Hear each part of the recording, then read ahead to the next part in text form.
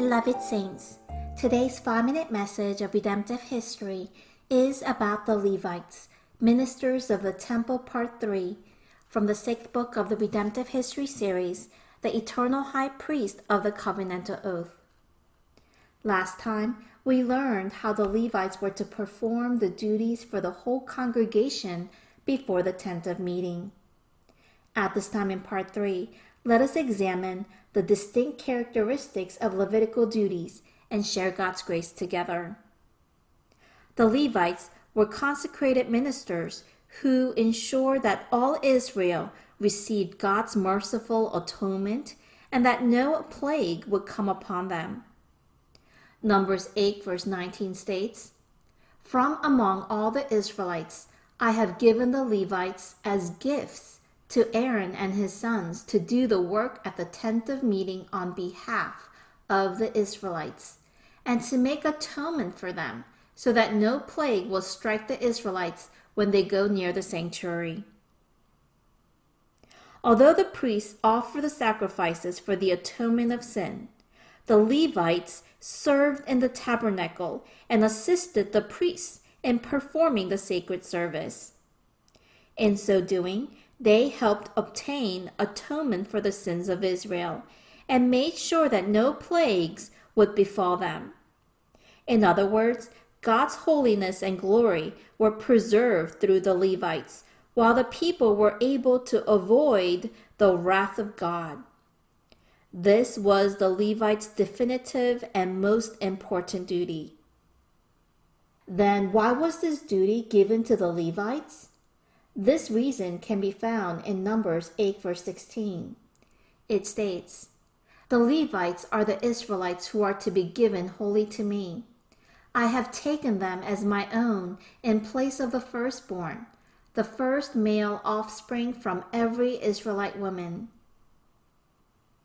After God protected Israel's firstborn from the 10th plague just prior to the Exodus, He proclaimed that every firstborn among the sons of Israel, both of man and of beast, belonged to Him. Then God declared that Levites were chosen to replace the firstborn of Israel. Thus the Levites worked on behalf of all the sons of Israel, and they served in the temple all their lives on behalf of all the firstborn of the 12 tribes. Numbers 3 verse 45 states, "Take the Levites in place of all the firstborn of Israel, and the livestock of the Levites in place of their livestock. The Levites are to be mine. I am the Lord." Everyone, God commanded the Israelites to give their tithes to the Levites as an inheritance in return for their Levitical service in the tabernacle. This was the pay or compensation for the Levites serving in the tabernacle.